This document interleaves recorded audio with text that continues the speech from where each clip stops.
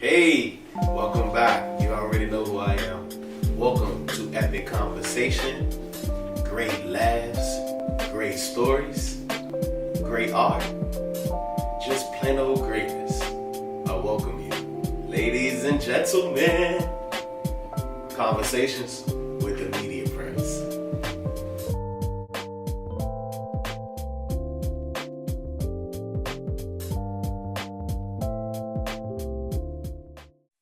How's it going, ladies and gentlemen? I want to welcome you back to another episode of Conversations with me, the Media Prince, where we get to dive into our favorite creatives and industry vets that are really paving the way for us to really hit this market and move and shift and create. And I'm excited today because I have this brother right here who is, when I just say, if you want to be in this music business, this entertainment realm, and you want to move, connect, do it gracefully, and understand the way to navigate, this is the guy you want to know. I don't think he even knows what he does for the industry as far as how many gems he displays and puts on the map for us, without even him knowing that he's just literally giving us the game and fostering us into a new realm within our careers.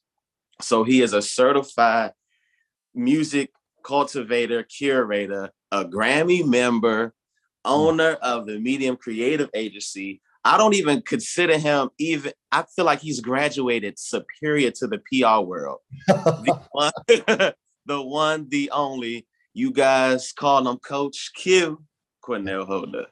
Thank you so much, man. Media Prince. It's an honor and a pleasure, man, to be able to sit here with you and chat. I told you I want to say, I think I was, when I went to go get, when I had got my intern, shout out Cecil, who works with us now, but he was interning. That night, I got a little bit of chance to give you a little bit of flowers. That night we met when you were at that party where I think when they were signing up all the new Grammy members and the Grammy U members. And I got to tell you, man, how much, I appreciate what you do. But like we were saying a little bit before, I was like, man, now, man, even I know this is about me, but if I could just take a couple minutes and just say, man, what you're doing, what you've done, what you've overcame, man, you are somebody that when it comes to this area, at the end of the day, your name fits you. It is what it is. You are the Media Prince. You are somebody that makes sure that anytime if there's people from outside the area or inside the area that's doing what they're supposed to be doing, you take that time to spotlight.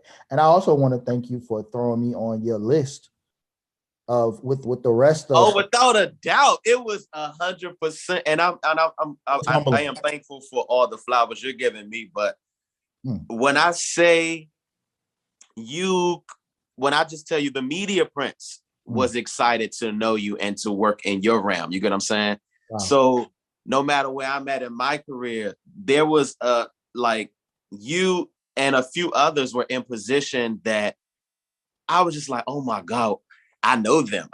They know who I am, or I get to talk to them. I'm going to their conference. I'm going to their event. So I don't think you understand, like it was without a doubt, we were going to put you on this list. I already knew for a fact because what you do for us and what you do for this area, and we really push it forward. Like there are outside conversations that you are bringing into the area that I don't think people give you enough flowers for. You get what I'm saying? And for you to be this young and what you've been able to accomplish, like what? Like you go on your page and just see you be like, and and I'm pretty sure, and I'm going to touch into this in this interview, but it's just to see where you like you get to actually see where you came from to where you are. Like you actually get to follow you, and you get what I'm saying. It's kind of great to see the work you put in to continue to elevate, because that's the main goal of why we do this too. Not only that we love it, but we want to make sure that we see growth from where we were the last time. Right. So to be able to really watch you create growth, be the growth, and show growth, that's like excellent. So it was without a doubt you was going to be DMV's 35 under 35. But before we know you as Coach Q, as the man that you are, the power player that you are today, take us back. when did you even have an eye for the entertainment industry, the music industry, the creative art industry in itself? Wow.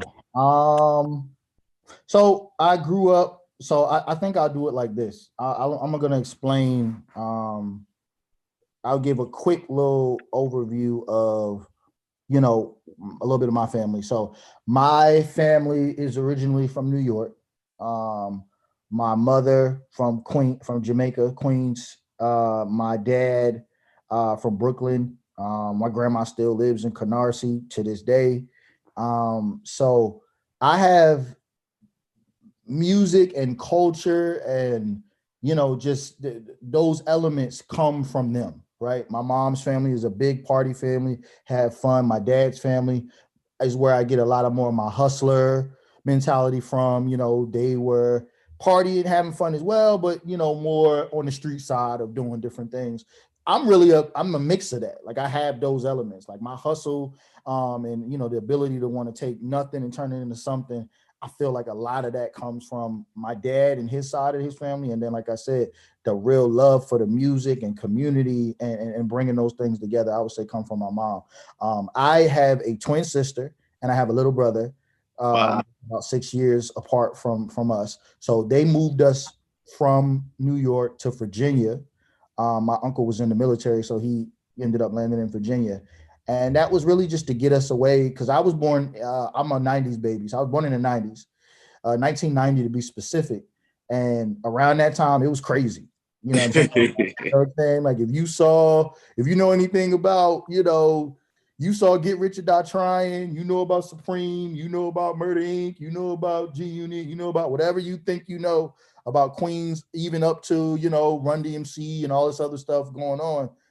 That is real. You know what I'm saying? Like, so my parents were just like, if we got an opportunity, we want to, you know, raise our kids in Virginia. And I thank God that they did. Moved us down into Virginia, 757 area, Hampton, Virginia Beach, Norfolk, Newport News. Y'all know what I'm talking about. And it was life changing. We grew up. I grew up so different from my parents. I grew up mixed around a whole bunch of mixed race people. And I grew up around different communities. My parents, it's crazy. We always somehow always ended up at the top school. I ended up at the top school somewhere in that area that allowed us to really be nurtured. And I took all this stuff for granted until I got older. And then I started realizing and seeing history, because all of us take our parents for granted at one point or another.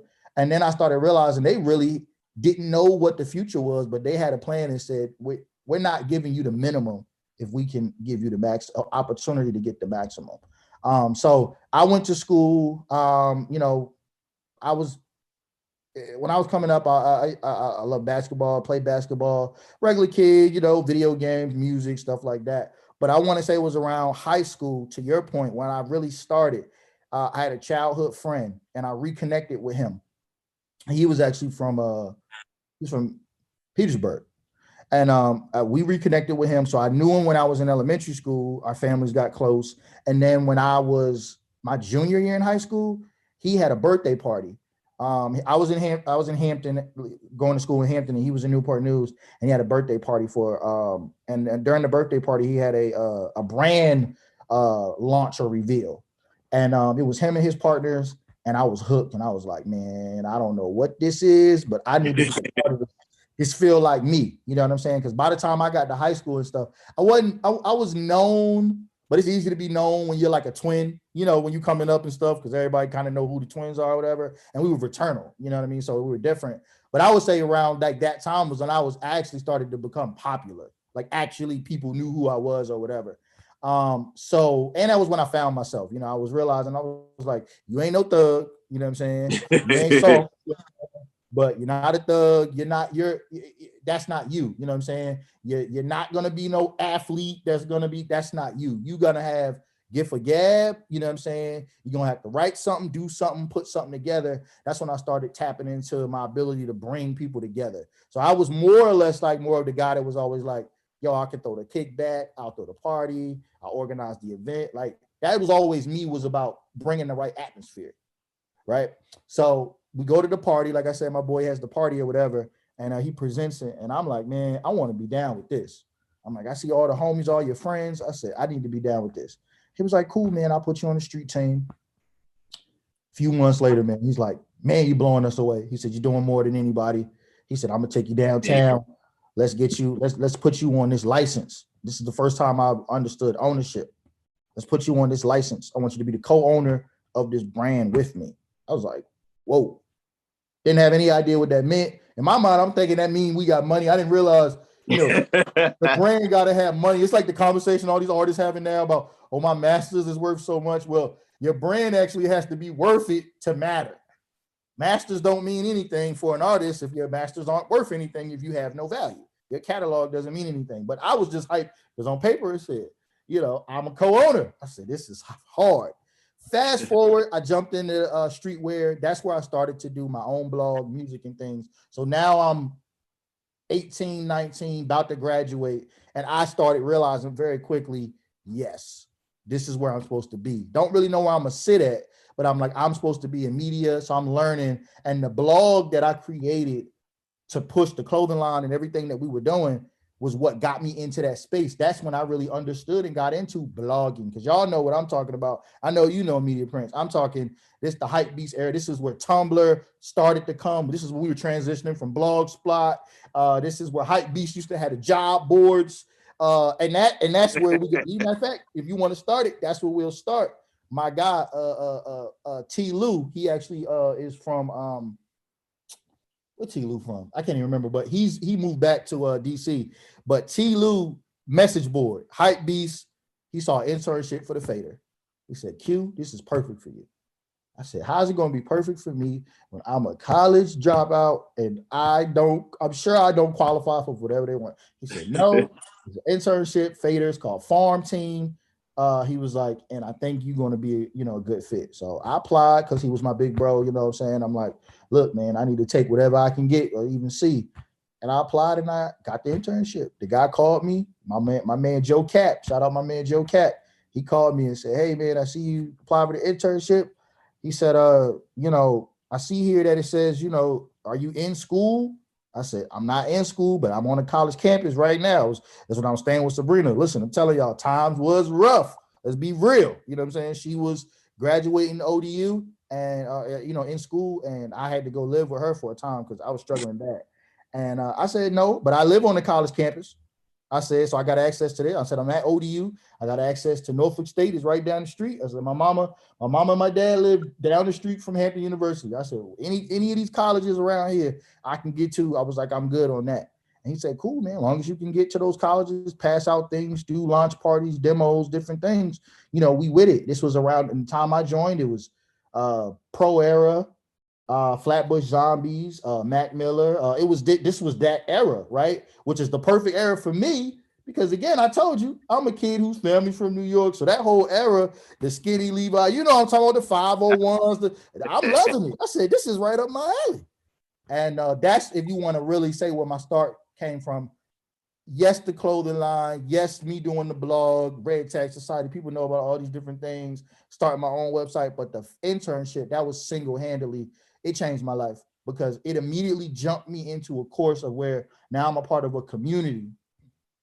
And the first thing that I ever did for them was, I want to say it was either South by Southwest or it was CMJ, which they don't even have that anymore. CMJ, College Music Journal in New York, was basically like a little South by for New York. If you was music, you was college, you was doing whatever. And they put me out there, and I connected with so many people. And I would say that was really my start. And from there, that's when I really started realizing my value and my worth beyond just trying to push a clothing line. I started to realize, no, I really like blogging. I like media, being a media personality. I like writing. And then I jumped into that world of journalism. And I was like, yo, this is it. And the crazy thing is, I almost didn't graduate because of English. And then that's a crazy, and I already know you bro, too many times people don't know.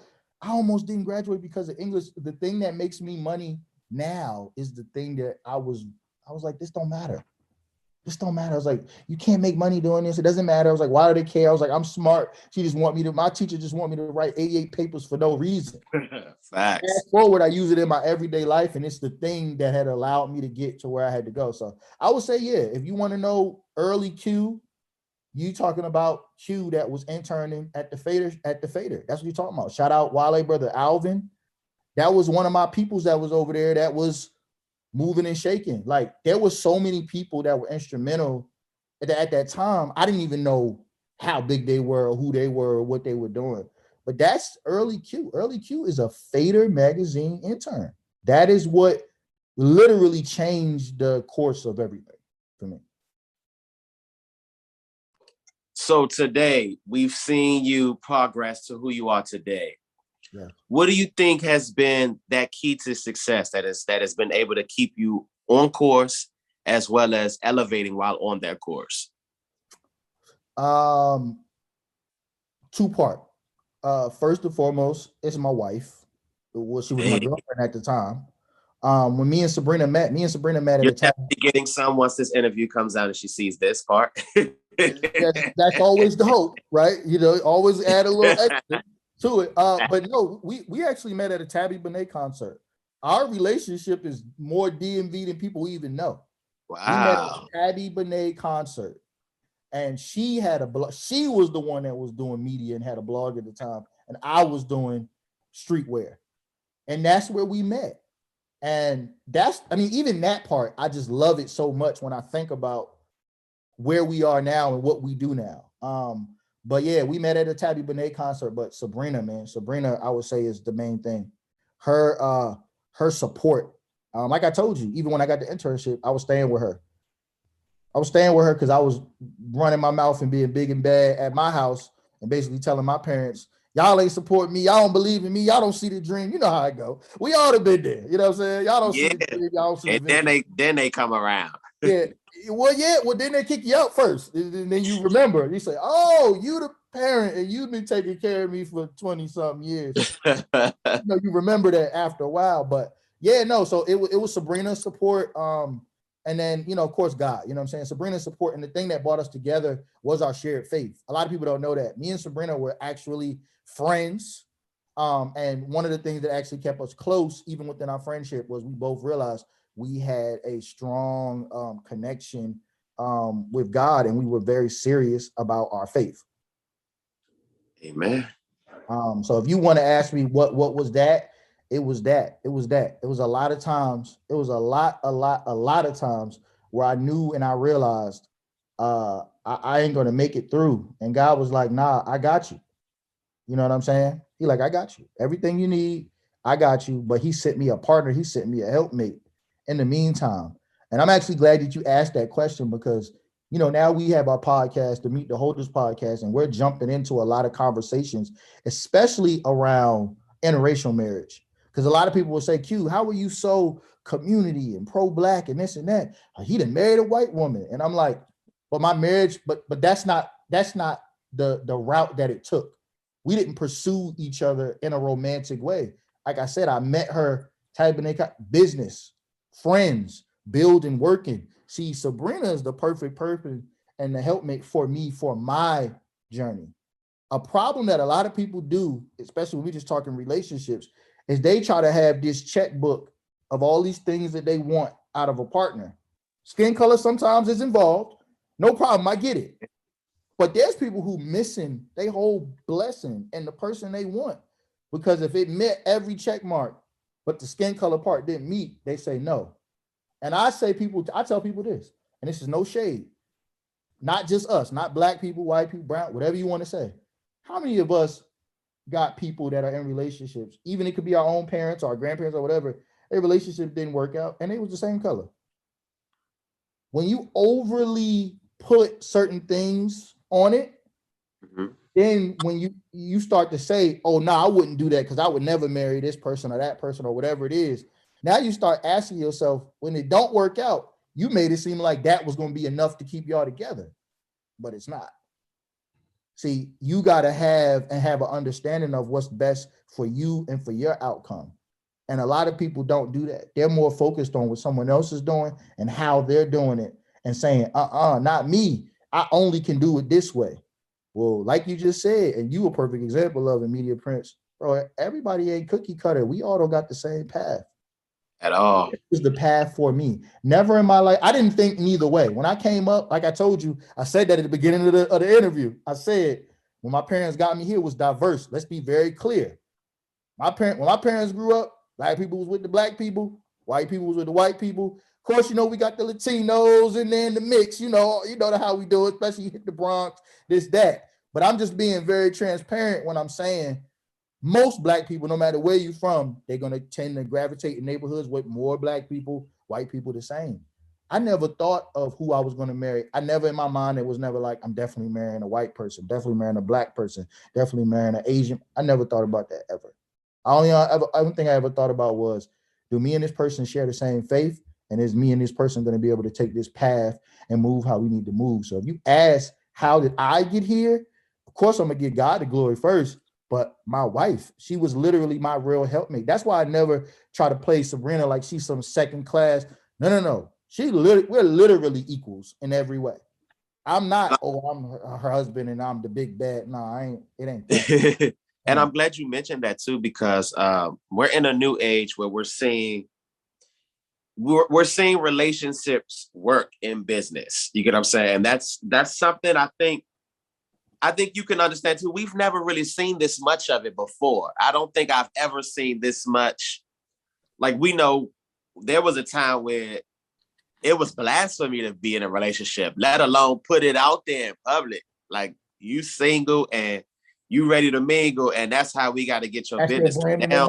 Right. Yeah, but now we're seeing relationships work, and we're seeing them blossom and grow together and create great things in the entertainment business. But there's also another key to that I want to ask, that we don't really get to ask people that are in relationships and create business ventures together and things of that nature. How is that, the relationship and the business? How is that getting through that together? Because sometimes you can get a little pissed at the other, and you don't want to mess up business. But how do you navigate through that? No, it ain't no little bit. We didn't have to. I mean, we didn't. I'm just keeping it 100 because I know that's what this is, right, bro? We done had some crazy arguments, some crazy disagreements that came around it. But the difference, I think, with us, and again, I want to go back to in the relationship side, is we were friends first. There's things I won't cross a line with, and she won't cross a line with me and each other because we're friends. A lot of people are romantic partners. There's lines that they'll cross. They're not friends because once that relationship is over, they're going to go call their friends. We're friends. Me and Sabrina are best friends. There's certain things that we can get upset. We can do this. It doesn't make sense. Oh, what do you mean? Oh, you doing this? Oh, that sound like this, whatever. But we're friends first. The marriage, yes, but we wouldn't want to damage the friendship. So we treat each other with a different level of respect. We going to go at it and then come right back together at dinner, come right back, Netflix and chill, come right back watching Power. Because we're on a different wavelength. It's not just romantic. It's friendship. And then you add in the dynamic of now we parents. It's deeper than just like you said, that's why it's easy to go, oh, it ain't working out. Oh, she doing this and that. Oh, we divorced. A lot of these people aren't friends. And I'm not even talking about just celebrities. A lot of people were not friends when they got into romantic relationships. So it was easy to cut it off because you were never my friend. I liked you. You look good. Puppy love. Now we dating. Right. We're not friends. Friends got to come and get back right. People that's not friends don't got to do that. I hope y'all writing this down as y'all listening to this, because this is knowledge right here. And that makes quite perfect sense. And I think we also see that in today's climate too. You could tell the substantial, long-lasting relationships from the ones that going to end before the year over. You get what I'm saying? Yeah. But so I want to dive into how powerful you have become in the music industry and the doors you're able to really open for these artists. When did you know that you had a great seat at the table and could pushed the needle a little forward? I will say that is such a great question. On the wow, that's such a good question. For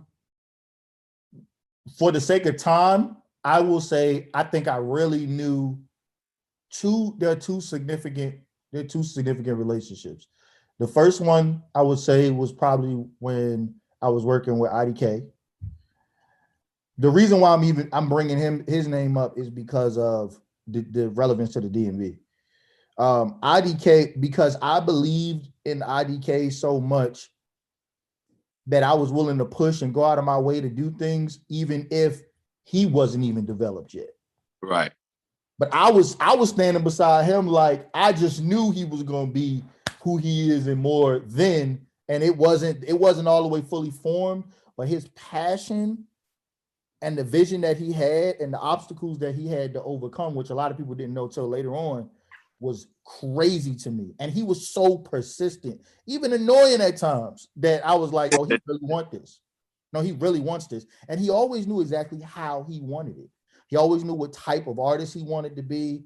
I mean, you see him now doing things, I mean, craziest brand, Louis Vuitton. I mean, he's doing things that's like, you think you would have had to been in the game for 20 years to even get an opportunity to do some of those things that he's doing right now. I'm talking about on any level for any artist.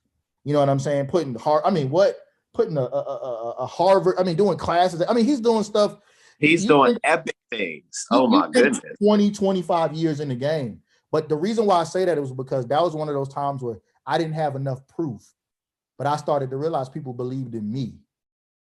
See, they believed in him, but I realized they believed in me because I kept stamping him over and over and over in different rooms, different places. We going to MTV News, we going to Hot 97, we going here, we going there.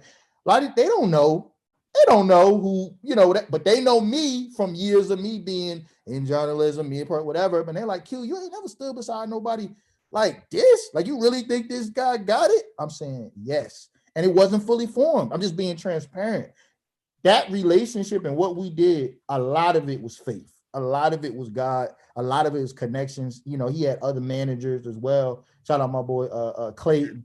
Other people, Cootie, all these other people, that were around that helped, from Alizé to, oh my God, what's the other DJ? Analyze there's so many people that helped, you know what I'm saying, put his whole situation together. But the biggest thing for me was that was a chance for me to stamp something that wasn't already verified.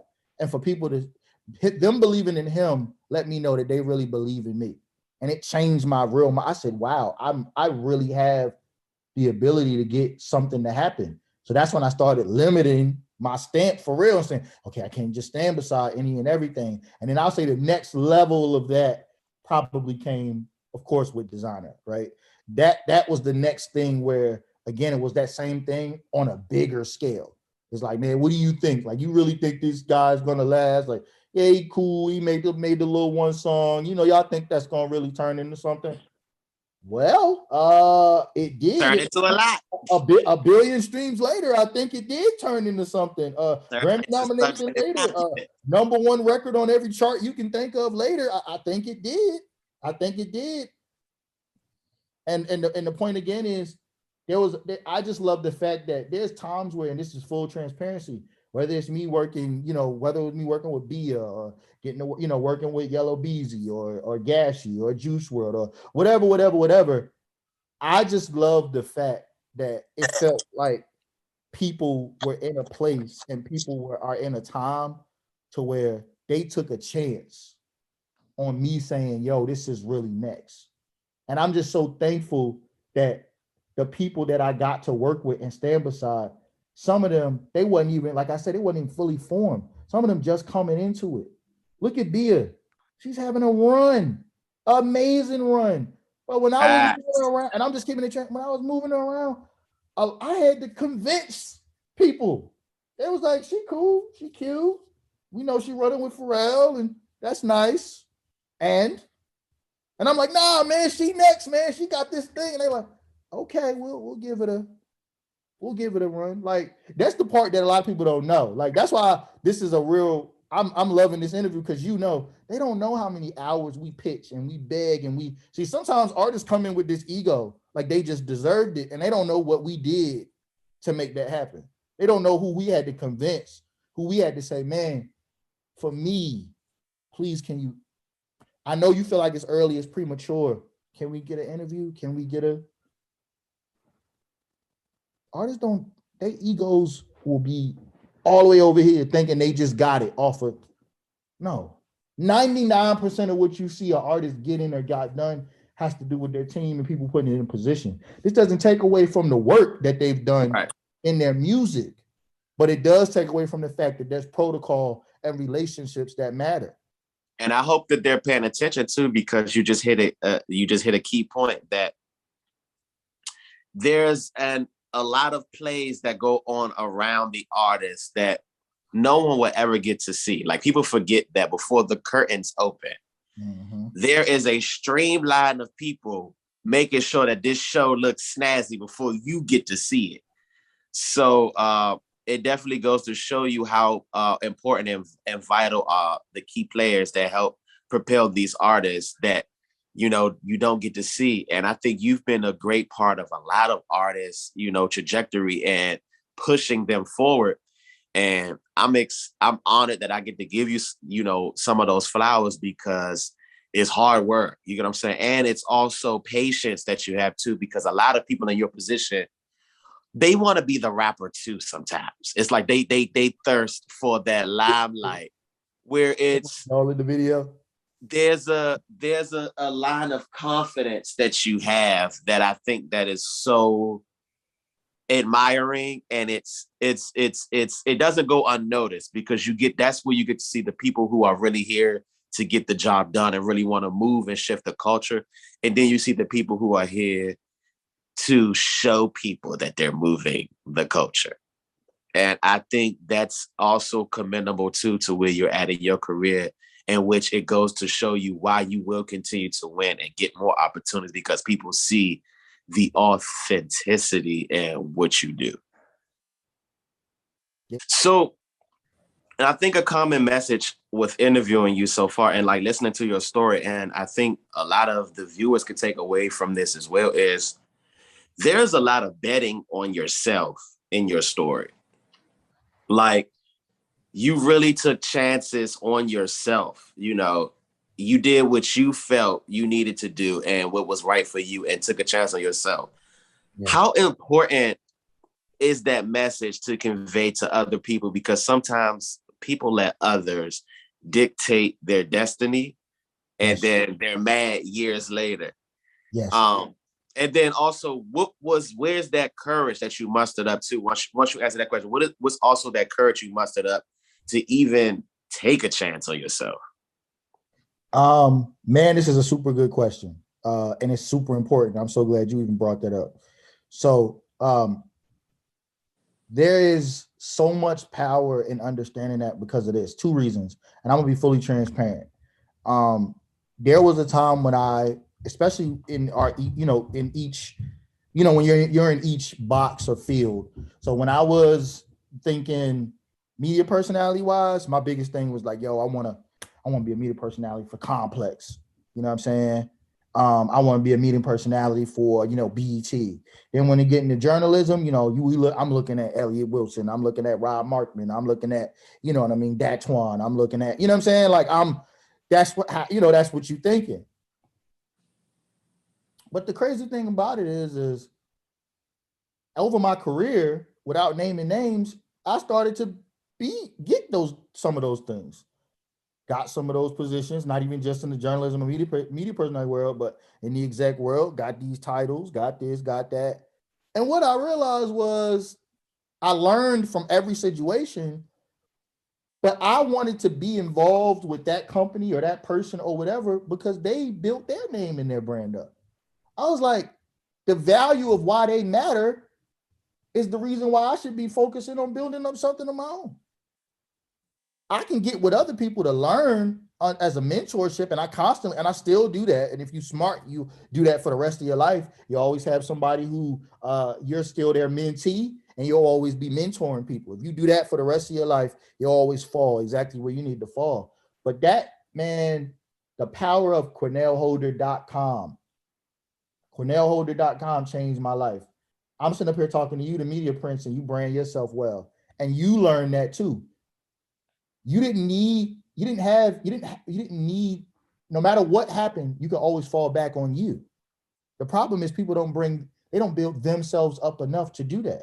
I've historically been this label, this brand, that artist, whatever, but it always came back to me because I had an understanding that there's going to be times where either that brand or that person that I look up to so much, they're either going to want to exit the game or something happens where they're done, whatever, they don't want to do it anymore. Or there becomes a time where I don't want to do things the way that they did it. When you're up under somebody, that's what you do. I used to think of it as everybody needs a stamp. I'm gonna give a tip right now for the people that feel like that. I'm gonna tell y'all what I did. And this is like, I think I've only said this once or twice ever in an interview, but this is a real good tip, especially if y'all in college or you just coming out of high school and you're trying to figure it out. Yo, I took a year and I picked I think I picked like 6 places and I interned for them. And I was be at these places and I'm just keeping it 100, 2-3 months at a time on purpose, and then going and getting another one to build up my resume on paper so people could see that I had worked with places, but then they knew my value too because I was associated with those places. That's how I kind of skipped the whole, because Q, I'm a college dropout, what up, Kaya? We how it go. That's how my wife holds the degree in our house, which is crazy because me and my partner Brian Freeman, we convinced her, she dropped out, and we convinced her to go back in and get her degree. I understand the power of education. I knew for me that wasn't my path. My Sabrina was already 3 years in. No reason why you ain't gonna go finish and get the rest of your degree. That's crazy. You know what I'm saying? So, but I'm saying that to say, I just realized I used that time to build that up so it could always come back to me. Medium for me, I said QuinelleHolder.com because that was the media person, but Medium is my home. I always have Medium. We own Medium. We do different things. You may, every once in a while, you're going to see Q at this label. You're going to see Q working with that label, this artist, this brand. But Medium is my safe place where I realize what you're talking about, the value of yourself and knowing yourself. Because let's just keep it all the way 1,000. Me and you talking about this space right now, and one of the people that we're talking about in this space that was able to do what we're talking about that we saw was Karen Civil. Bro, her name is her brand. That's the thing with you. That's the point. The point is ultimately to get so cold. That's your name is your brand. Everybody is so used to chasing and grabbing onto something else so they can feel like they're important. But again, like I said, when I was interning and as I can still keep moving through, I'm realizing they're only important because they built themselves up that way. How can I get to that level if only thing I'm worrying about is following? I'm not saying don't learn. I'm saying when you're not carving out your own path at the same time, you losing. So your perfect is you did it so gracefully, bro. You are the perfect example of it. Okay, boom, I'm connected to this brand, this station, whatever. But I'll do interviews with them, but I also do my own interviews. I also have my own content. I also do my own shows, my own events. That's where it comes from. Not you just always being like, oh, I work for BET, and everything I do is for BET. BET. And guess what happens when you do that? When you either try to delete BET or something happens where they downsize or you get let go, now all they knew you for was just BET. You didn't have any relationship past that. So now BET gone, you gone. You're gone. And I'm so glad you said this too. And that's why I say also as a creative that is inspired by you, you kind of also, I don't know if you know that you do this too, you also be giving confirmation because I actually had this conversation with a few creatives, and that common thread is them feeling unworthy to compete because they don't have those big names attached to them. And they're constantly pushing their stuff aside to get those big names. Like that's their focus versus fostering up what they have, right. putting quality budget marketing behind it, and taking a chance on themselves versus trying to get caught up in these opportunities. And we were actually talking about, we know that even from here, there are some people that are so engulfed into the bigger name that when the bigger name is not attached to them anymore, who are they? Where did they go? You don't even hear about them anymore. So it kind of clarifies that it's important to also brand yourself and get your entity in order to move on to the next phase. Especially when you're Black. I'm very transparent. Especially when you're Black, especially when you have that cool, when you're embedded in the culture, it is super important because they're going to literally take your face, and this is no shade or no diss, but they're going to take your face. I'll give you a perfect example, and it's no diss. I love Jay-Z. Let's take Tidal. People didn't realize Tidal, and the reason why we bought into Tidal was because Jay-Z was the face of it when we seen it. And then he had all these other artists and producers and creatives. And people thought it was new. That you get what been around overseas, already was a thing. It's the cultural. Jay-Z knew his worth. So, and I hate to say it like this, I love Jay, but and it's just business. But Jay knew he could take the culture, build it up, and then sell it. He knew that. The only reason why we didn't give Jay no flack was because it still benefited us. Tidal was still the highest paying DSP platform that's out. So at the end of the day, he still did it. And they are the ones that cater to us the most when it comes to our culture and what we're doing. But I'm just saying, look at that point, isolated. He knew his value to the culture that got us over there. And when he got us over there, we were able to have all these things, and we still have things, and he still has Black people in place, but he ultimately sold it. But he was able to do that because you understand the value of what you have in the culture.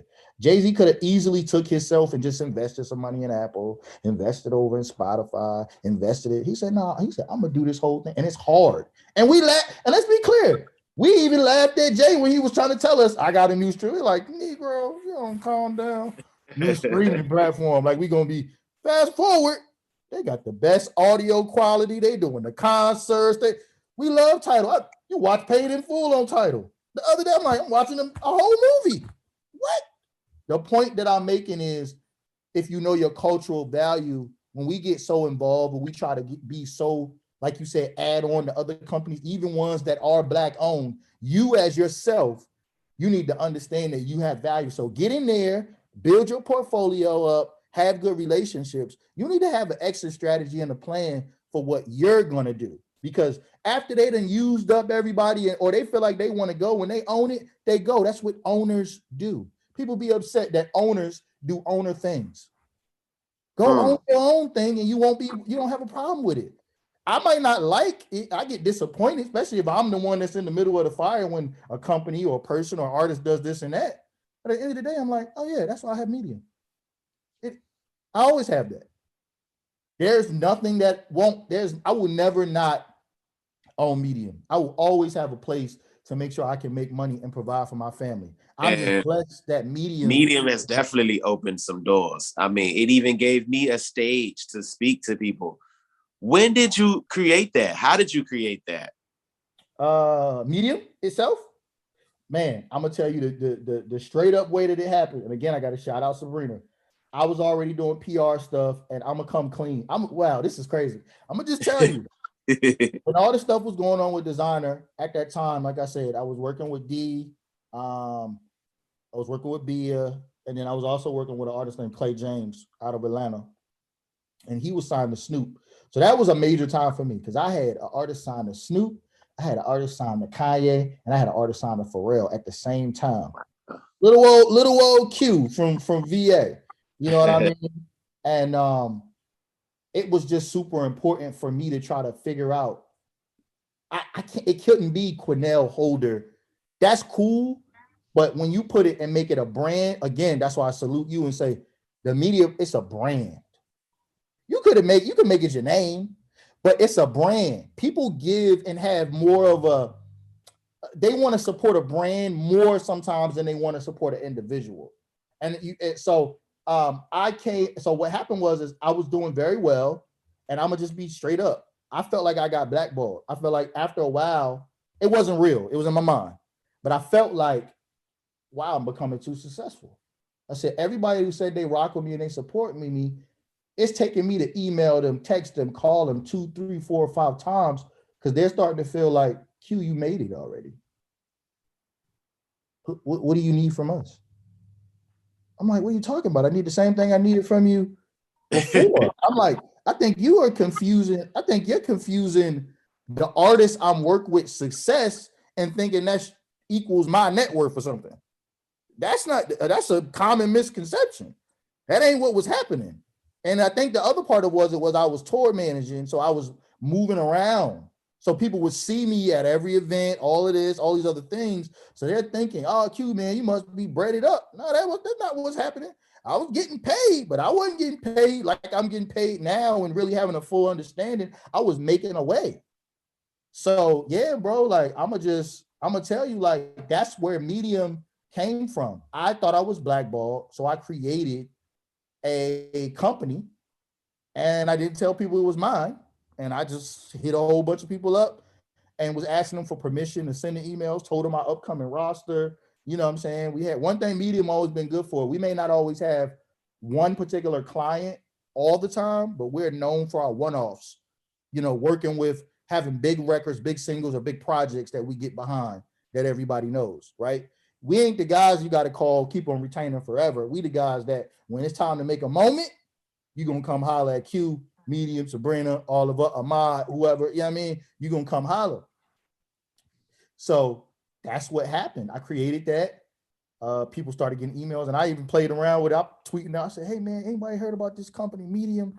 I said, well, I got an email. Everybody started, I got an email too. Real professional. I don't know who they are, but they seem like they know what they're doing.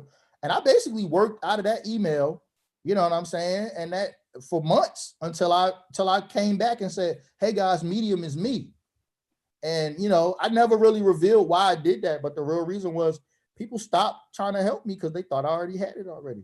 And I ain't gonna lie, that answers a question that you said earlier. You said, oh, you have a level of humility. Bro, I had to learn that. I hate to say this, bro, but I had to tone down certain things that was really happening because people didn't want to support me anymore. They felt like I had surpassed whatever it was. So it was like, why really worry about you? You good, right? And that joint hurt, bro. Because I'm like, what are y'all talking about? Because I'm connected to these things, now you feel like you don't want to support me? I'm like, I came in the game not having whatever. I'm like, but just because I don't complain about everything publicly and just because whatever, I don't need help. All of us need help. It don't matter what level you at.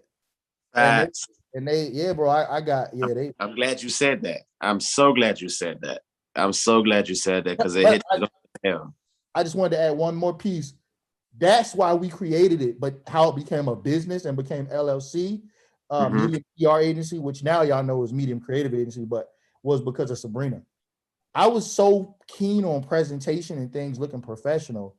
I hadn't even actually done it. It just looked good. I was calling it Medium PR Agency LLC. We didn't have no LLC. I didn't even know where to start. But Sabrina was like, Q, this all looks good. She was like, going into this next year, she said, we got to really put this on paper. You need to go down there, get the license, get this, get all this stuff. She was like, why not? She was like, you still moving like you in the streets with it, or you know, up and coming, and you not. This is all legal. And the crazy thing is had Sabrina not told me to do that, the first big check I got from a label, I never would have been able to cash if I didn't have my license and didn't have a business account. Sabrina has literally saved us so many times. There was a check that was coming through. It was a day off. If I had not gotten, I wouldn't have been able to cash it. I mean, wow. Like I said, that y'all can't take these women for granted, man. Y'all can't, bro. Can't. But that's why Medium was created. Medium was created because Quinelle Holder got to a point where people thought, I got it all figured out. Why should I help him? And I was still helping them, but they just was like, you good. But I couldn't say nothing about it, couldn't cry about it. So I had to come up with a solution. Another bet on yourself. How does it feel to know though that you've impacted so many people and you're looked at as such a vital piece of the industry? How does that feel? I'm not gonna lie. I like when I hear people like you and certain other things happen, like I feel really good about it and I can accept it. But I think, I'm not gonna lie, I got so jaded so early, I don't even think about it like that. I really just be feeling like I'm just regular, doing whatever, this and that. Like I try not to overly think about it because sometimes your ego can get involved. And once you start overly feeling like it, is then you got to prove it. And I'm not saying I don't have no problem with proving it, but what I'm saying is that it's almost like Jay-Z, right? He toned down on the chains and stuff. Everybody that want to be a part of rock, say they're a part and they working with Jay-Z, they want the rock chain. They want that rock chain, right? The Rockefeller chain. But you don't even see Jay-Z wearing chains and this and that. He might wear, you know what I'm saying? He might got a, nice watch or whatever. But other than that, he kind of keep it moderate. What I started to learn was that even though I know who I am, and I know God knows who I am, and the people who need to know who I am know, overly trying to flaunt or this or that, that's not why people like me. They like me because of what you just said. But I had to learn that. I had to watch other people who were my mentor overly flex, and now their whole thing went left. And I was like, wait, you can't even celebrate when you can, but it has to be at a moderate level. I hate to say it. Other people just don't want it. They want to see you doing good, but not better than them. Oh, so yeah. What I had to do was I had to start downplaying.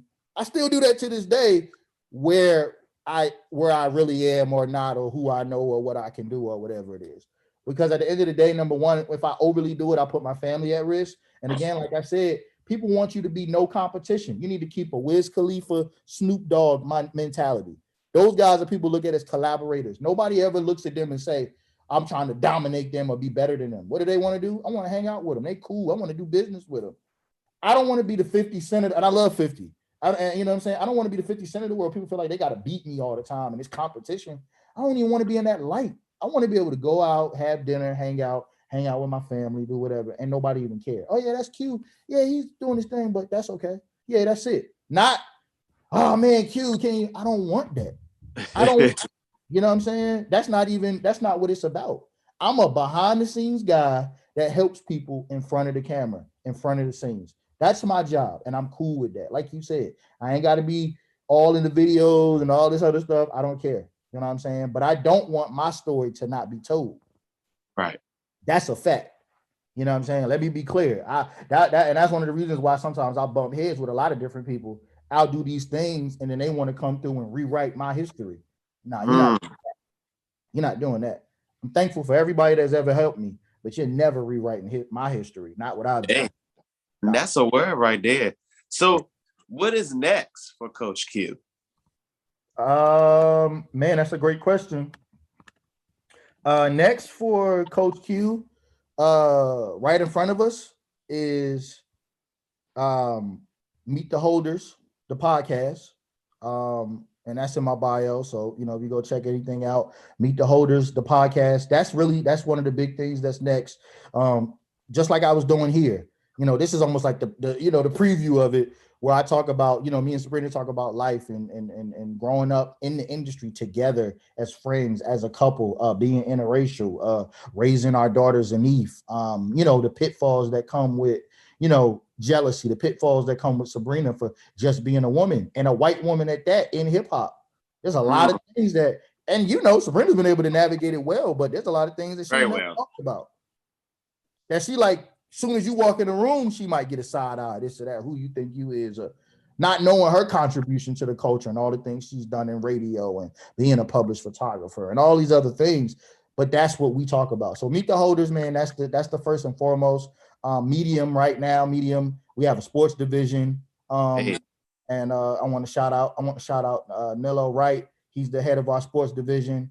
You know, we got a few different, you know, big brand partnerships and deals that's in the work. Shout out Mason Taylor, who runs our brand partnerships. You know, yeah, it's a lot going on, man. You know, but I think the main thing I would say is meet the holders, look out for the sports division, and then look out for a medium to just continue to do more creative ways. What we had you on, so you want to be a rapper? That you know, that panel and you know, that we had with that, we're actually going to break that down into a series where you can get those information in bite-sized chunks. And so that's actually another big thing. Because of the pandemic, we were supposed to come right back and do it, and we didn't. And remember, I even told you we were loading up for the next one. So we just decided, you know what, let's get with the times, and let's do something to that level. But just break it down to where it can be pre-recorded. You can get it, you know, you can pay for it and get whatever information. You teach people everything from, you know, what you need to do, how the steps you need to get verified, you know, why is a Wikipedia important? You know, we'll talk about, you know, publishing, mastering, registering your song. Like just like the conference, we're going to have it bite-sized nuggets, allow people to get the information. Because if you take away anything from this, Medium is about educating.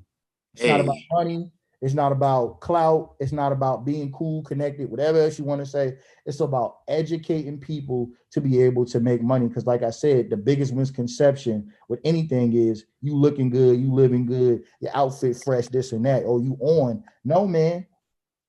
It's not true. People, we need to teach. When you learn how to make some money, you need to teach other people how to make some money. That's how you build community, not by just being like, yeah, if you need something, come to me. No, if you was really player, you'll teach them. And the reason why people come back to us is because there's things that can't be taught.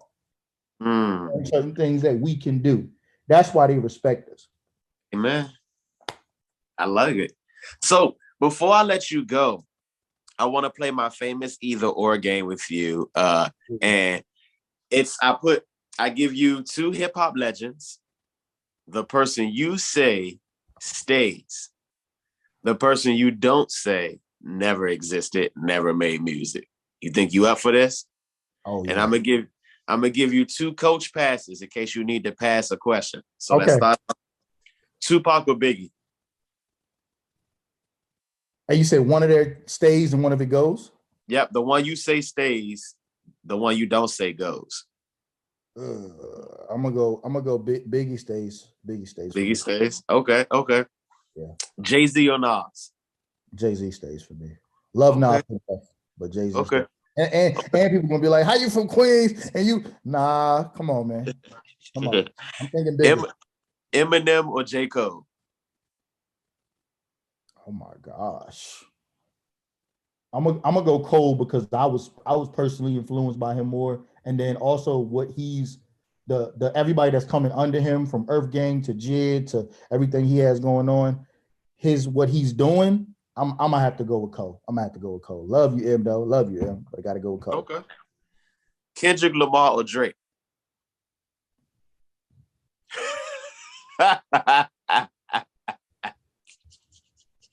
Gotta go K-Dot. K-Dot, because of Sabrina put me on to Kendrick when they did the interview for Fader for my internship, because I had an interview with Kendrick.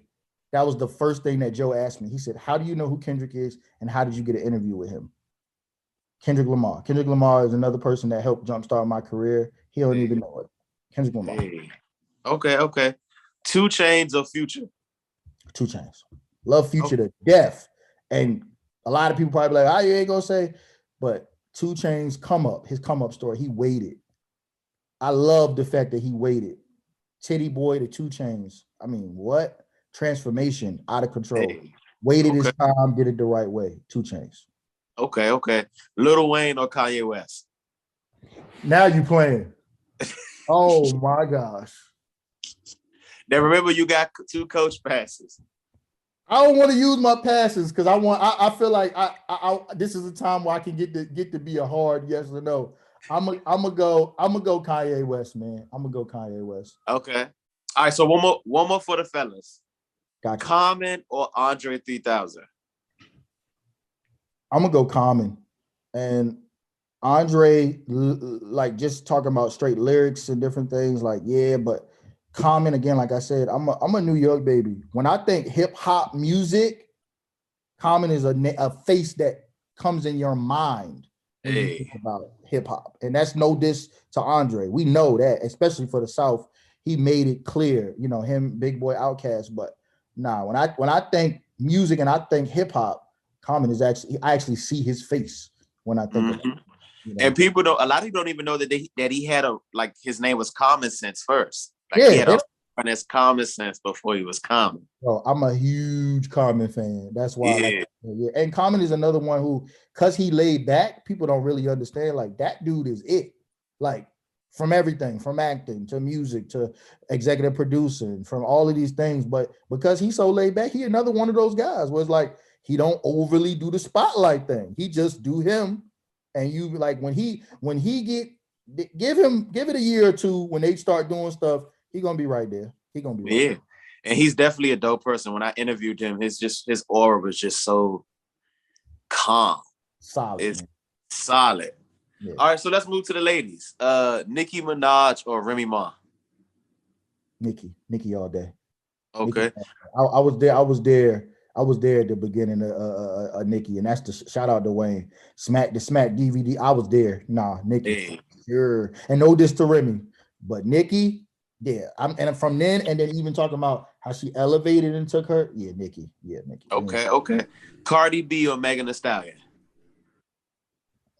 That's a good one. I'm gonna go Cardi. Cardi had a lot more to overcome. I've seen a lot more longevity from her as of right now, and I've also seen a lot more growth from her. And that's no take away from Megan Thee Stallion, but she's successful. But I haven't really seen too much growth since she came in. I've seen a lot of growth for Cardi. And maybe that's just because Cardi had a lot more public L's, and I've seen her come back from. Maybe that's it. But yeah, I think Cardi's transitioned.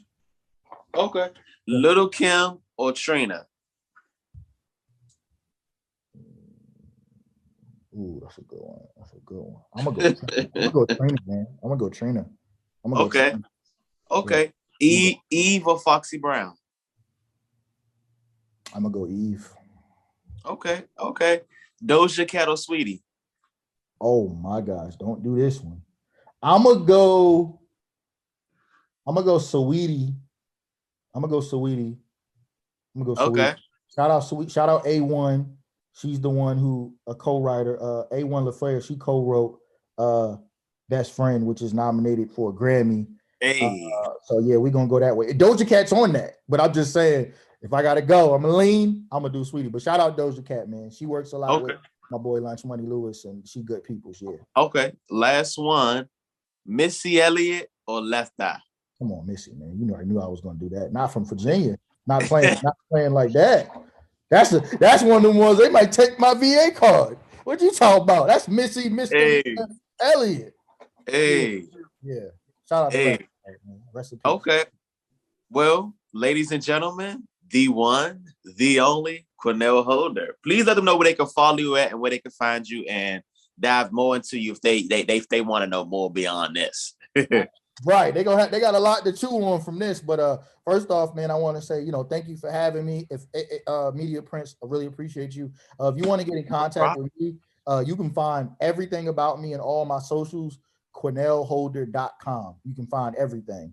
Really, you could just type my name in Quinelle Holder. Everything will come up. And then all with Medium, everything is going to be Medium Creative. Honestly, you really can just Google that too. But you can actually find the link to Media Creative from my website. So really, QuinelleHolder.com will get you everything that you want to see or know about me or Sabrina or Medium or anything that we got going on. Okay. And the interview is just going to end right after you say this. What is one motto you live by?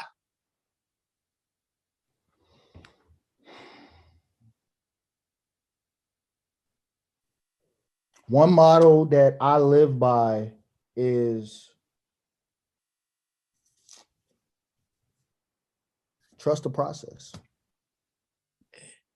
Ladies and gentlemen, that's it for episode with Q Holder. Conversations